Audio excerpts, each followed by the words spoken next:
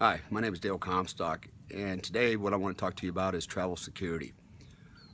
Whether you're a new traveler or an experienced traveler, you have to assume that you're always going to be a potential victim, a target, either for crime or for terrorism, or just a punching bag for someone that doesn't like you because you're a foreigner in their country. So what I want to do is, at this point, is kind of talk to you a little bit about travel security and some do's and some don'ts. I've had the benefit of traveling to over 66 countries in my life. I've either visited or actually lived there, everywhere from the United States to Europe to the Middle East to the Far East to down to Africa. And unfortunately, because of that, I've been able to learn a lot, and the good and the bad. And I've also been able to see other people learn their lessons, the good and the bad. And so what I want to do is share some of those experiences with you. Hopefully, enlighten you enough that your next time traveling abroad will be a little bit safer for you. First of all, I would tell you, expect the unexpected. Most tourists, when they travel, they're oblivious to what's going on around them. They look like soft targets. Their mannerisms, their demeanor, their poise is just, it just shows almost kind of, it shows vulnerability. And that's what the bad guys are looking for, whether it's, criminals or terrorists or just bullies. They're gonna size you up. And the way you present yourself is gonna probably make the difference as to whether or not they come after you or whether they leave you alone. So the moral of the story is, look like a hard target. So, and I know that's all relative, you may see yourself as, the Incredible Hulk or Superwoman in the mirror, but you have to think about, how do other people see you? How do you really look in the real life, and then be honest with yourself. And a lot of times it has nothing to do with necessarily how you look so much as how you carry yourself. If you have poise, you walk with your head up, you look like you're moving with a purpose, you have confidence, that goes a long way for dissuading a potential adversary from targeting you, and they'll just move on, usually to a softer target. So don't be that guy or that girl, that soft target, if you can help it. The other thing is, before you travel, make sure that someone knows where you're going. Hand them an itinerary, so they know pretty much day by day what you're planning on doing, how they can reach an emergency, how they can reach in case your cell phone is not working or they have no way to contact you, an alternate means for contacting you, which if you read the PACE plan for communications, I talk a lot about that in there, as well as using different types of communications and applications to help you stay linked with your points of contact, what I call on the near side and the far side. In other words, from your point of origin to your destination. So some things I do. I carry a day-and-a-half backpack. In fact, the one I carry is a ballistic backpack. It's actually bulletproof, and I get through every airport with it. Nobody cares. Nobody even knows it, because the Kevlar is pretty much sewn into the backpack itself. And but I carry the backpack, and the reason I carry it in lieu of a roll-on bag is for several reasons. One, if I have to move quickly by foot, I can do it a lot faster with a backpack on my back. If I miss a flight and I've got to, catch a bus or a taxi, or I've got to walk a ways, it's a lot easier to do that with a backpack on than it is to try to pull a roller bag over, over curbs and rocks and gravel and things like that. And in fact, I've had enough roll-on bags that I've actually broken the wheels off in transport. Before I got one wheel on a roller bag, and now I'm carrying it. So I like the backpack, and the backpack I call my little camper, because at the end of the day I can live out of a couple of days. I've got enough stuff in there, like shaving kit and razors and toothbrush and toothpaste and deodorant. I carry first aid kit with bandages and bacitration and different types of ointments and things that I might need, like antifungal creams. I also carry a small Pelican case that has antibiotics in it, like Cipro, amoxicillin, and a few other ones, aspirins and Tylenol, and Lomotil for diarrhea. And so there's a host of things in there that I carry, and I would suggest that when you do travel, especially going to a foreign country, especially when you're going to a third world country, you know, that you carry those things with you. Go to your doctor, try to get a prescription and instructions on how to use those when you are sick. At least enough to get you to the hospital so you can seek proper you know, medical care. So I also carry alternate communications with me besides my cell phone. I actually carry 2 cell phones, and I carry a local cell phone and international cell phone. I also carry a satellite phone. I carry a satellite phone for a couple of reasons. One, sometimes, depending on where I go in my work, I don't want people to know where I am, and so I'll communicate with a sat phone so that I'm not going through the local landlines or cell towers to call back to my destination. The other reason I do this, sometimes I can't even get on the local cell phone service with my cell phone, so I just go to my backup, which is my satellite phone. Anyways, those are just some of the items I carry. I carry things like a survival kit with, you know, hooks and snares and little tiny saws and lock picks and things like that as well.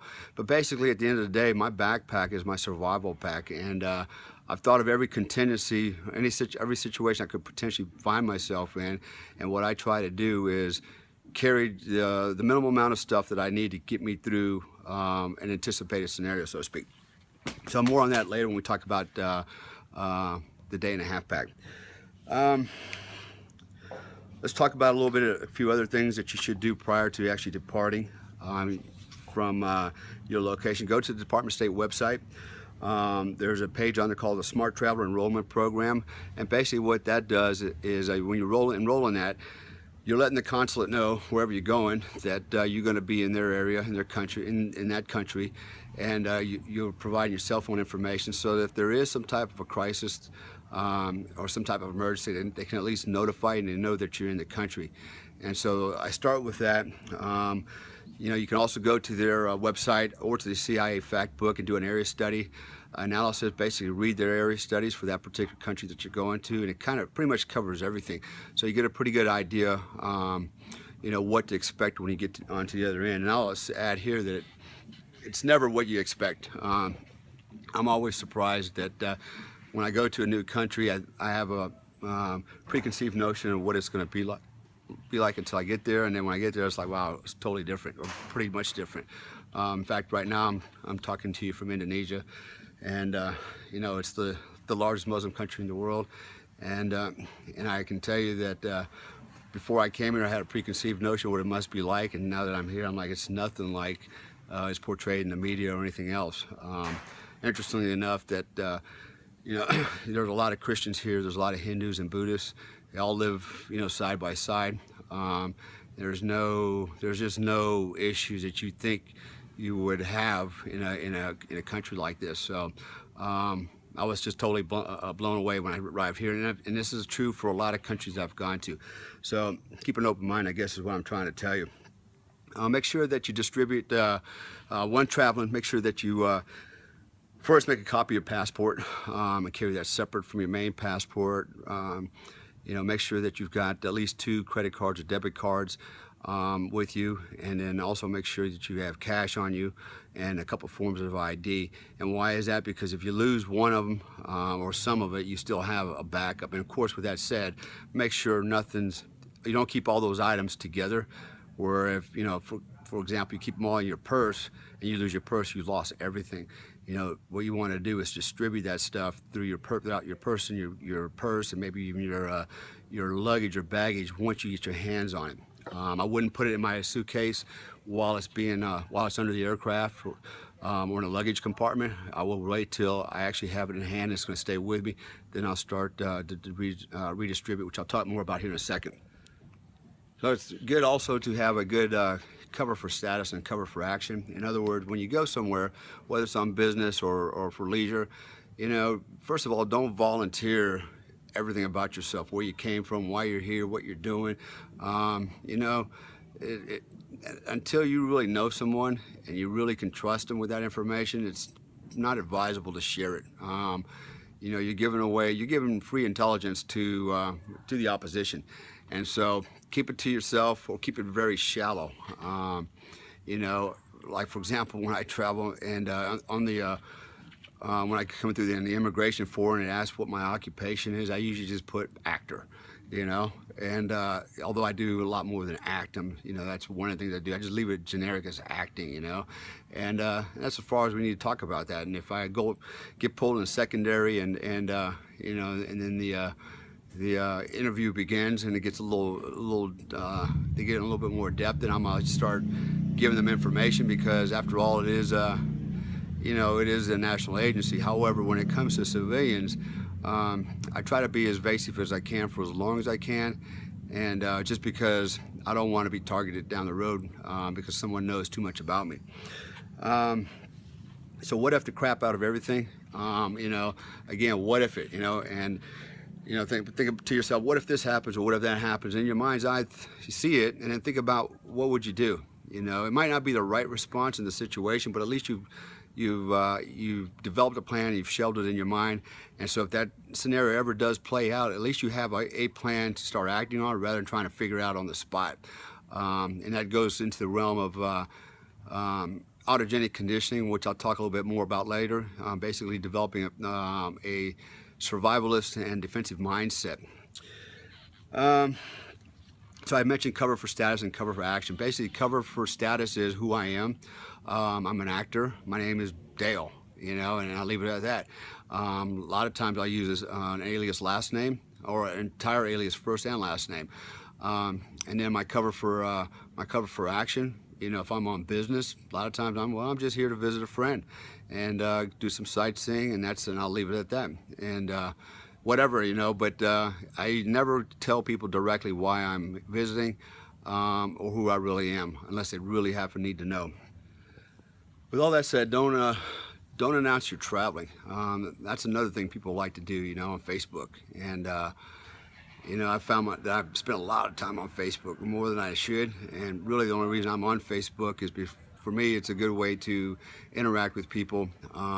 Obviously, it has some marketing value, and I've actually made, you know, I've actually done pretty well financially through Facebook. I've had a lot of offers and jobs and opportunities to exploit from there. But more importantly, what I've noticed is a lot of people, when they go travel or they're preparing to travel, they tell the whole world where they're going and what they're going to do. Or they'll broadcast in real time where they are and what they're doing, you know. And, you know, and for some people, you know, it really doesn't matter. Nobody's really going to come after them. But for some people, you know, that have a little bit of notoriety, things like that, you know, or may have money, or people may think they have money, that's just kind of setting yourself up for trouble. And if people can track you long enough, and you'll be surprised how many people will actually know who you are just through social media. I'm always amazed that when I travel, in fact, I'll use this local area where I am right now. I was walking down the road one day, and a guy pulls up in a car, and the first thing he said to me was, "Hey, are you the American Badass Dale Comstock?" And I'm like, "How the heck did you know that?" And he knew me from Facebook. You know, he just somehow was able to track me through Facebook, and he pulled up. And at first it was kind of scary, and I didn't acknowledge who I was until I started talking to him, and then, you know, once I decided he's probably okay, you know, I rogered up to that. But that was probably not a good idea either. But it just so happens he was one of my neighbors right around the corner as well. Anyways, point is, don't announce what you're getting ready to do. And if you have to, you know, tell people what you're doing, you're having fun, I would suggest you wait at least 24 hours before you post something like that. At least you're gone, you're left the area, and you're doing another activity. So if somebody is tracking you, it's a little harder for them to dial in on you right away. Okay, no local customs. Again, that's another one that can bite you in the butt. Is don't assume anything. Don't assume that everybody else thinks like you, looks like you, acts like you. You know, understand the cultures you're getting ready to go to. And I'll use another example here where I was working in Hong Kong for a while, and when I got there, I noticed that you know, there's 7 million people in Hong Kong, and everybody was walking up and down the street, and their eyes were down, kind of like looking at the ground like zombies, you know. And I'm like, man, what's up with all these people? You know, they're either really, really focused, or they're thinking very heavily about something, but they're certainly not. They're not walking their head up, and they're not looking at people. They're not making eye contact, and you know, and what I did know, and I did my research, was that's actually a cultural thing with the Chinese. You know, they don't look people in the eyes. I did notice though that if I said something to somebody, they look at me, their eyes got all bright, and they smiled, and they were happy to talk to me. But customarily, they try to avoid contact and out of sign of respect. And so if you don't understand that, it's very easy to misinterpret that as, you know, that they're maybe being, you know, passively hostile towards you or something like that, when in fact that's not the case. So again, knowledge is power, and study the environment you're getting ready to go into. And anyways, moving on a little bit more, let's talk about when you arrive your location. Let's just say that you've arrived at the airport. As soon as you arrive at the airport, you want to notify somebody on the far end and the near end. Far end being back at home, your point of contact that knows where you're going and what you're doing. Let them know you've arrived, that you're safe, and what you're getting ready to do next. And then make the call to your near point contact, your near side contact, the people that you are anticipating meeting, if anybody at all. Maybe you're not, but if you are, let them know that you're here and that that you're good to go. Recover your luggage. Okay, take your luggage before you leave the building. Go to, say, the restroom. Go into a stall, and what I want you to do here, or suggest you do here, is what I do, is basically at this point I transload equipment, sensitive items, essential items like my identification cards, my credit cards, passports, my money, things like that. Basically, I do redistribute them on my person, my backpack, and my suitcase, so that if I lose a suitcase, I haven't lost everything. If I lose my backpack, at least I got something in my pocket, you know, a credit card and some money and an identification. So I distribute the load for contingencies. The other thing I do is I carry a knife with me. I carry a pocket folder with me, and I carry it in my suitcase initially, and then when I arrive in the country, I take it out and I put it on my person. And normally I basically stick it, you know, in my waistband on the inside with the clip between the waistband itself and the belts to kind of disguise it. And I will caution you, some countries, if you get caught carrying a knife, it's a very heavy fine or penalty, and you could find yourself in jail for a couple of years easily. So again, know the laws of the country you're going to before you do something like that. You know, if you can't carry a knife, and you know, think of an alternate weapon like a you know, perhaps a sharpened Phillips screwdriver, or if, you know, going camping, maybe a tent peg that's been you know, sharpened a little bit more. So you know, if you are pulled up or pulled over, you know, you're just carrying a tent peg or a screwdriver. You're not carrying a knife or a tent peg or a weapon, right? So anyways, be thinking about stuff like that. You know, what's a knife going to do for you? Well, it could actually help you break contact if you find yourself in some type of an encounter, maybe a life and death encounter, and you wouldn't be the first one that's been in a knife fight when traveling. You're not going to be the first one that's been attacked you know, when traveling, and you know, something's better than nothing. So you know, you can argue, people can make all kinds of arguments for the pros and cons of carrying a knife. You know, I can tell you, everywhere I go, I always carry a knife as a minimum. You know, especially in a foreign country. If I can't carry a knife, I'll carry another improvised weapon. So anyways, be thinking about that. Redistribute in the restroom before you actually exit the building. And then once you start to once you begin your exit process, you know, you need to be keep yourself in condition yellow, condition orange, and this is tied into the OODA loop, which we'll cover again in another blog and another video.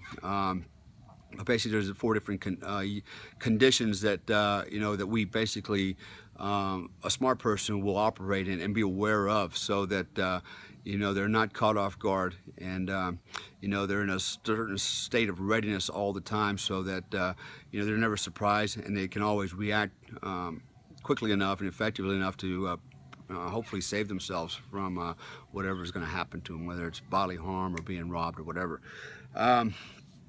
So anyways, those are just some of my points on this. You know, the most important thing that I want you to walk away with is, you know, don't take anything for granted. Be a hard target. Prior planning, as we used to always say, prior planning prevents piss poor performance. In other words, you know, the steps that you take before you ever depart, and you know, the planning that you do will save you a lot of grief once you're once you're in country, wherever you're going. And if you have contingency plans, you have backup plans, you have points of contact, you know, then your travels will go a lot smoother than if you don't do stuff like that, and then all of a sudden you're caught short.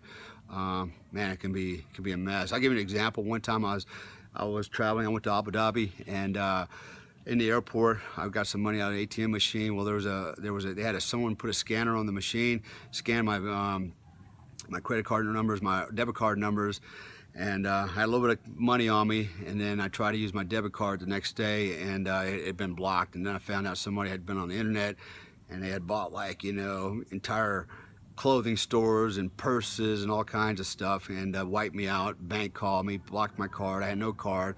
My other card was blocked, and I had like $200 worth of cash on me, and I had about 5 more days left in country. And then the funny part was I actually called I called a girlfriend to send me some money through Western Union. She tried to send me money through Western Union. Western Union contacted her and said that I've been blocked and I can't receive money either.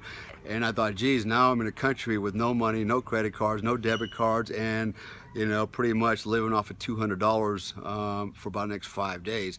And it was not a good feeling. And I mean, I was able to work my way through it, no issue there. But for some people, you know, it may not be that simple. So, you know, the lesson I learned was have more than one debit card, several debit cards from different banks, or credit cards, and then carry enough cash so if I lose my credit cards, I can live off the cash, and have those contingencies in place. And then, of course, when I got back, called Western Union, and they were totally clueless. You haven't been banned. And I was like, well, you know, that's not what you guys said. But anyways, that's another story.